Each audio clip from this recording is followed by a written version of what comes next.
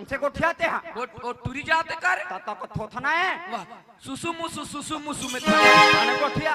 कहाँ हंसो ये शूटिंग में हो कथे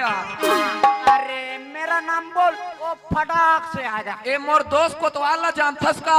हाँ वो रोग है एक झर रेगड़ा हम वहाँ हवे तेरा जानथो कथे रे जानतो किसना हाँ। तो वो डायरेक्टर बोला अरे नाच गाना करना है ऑफिस में हाथ कथे रे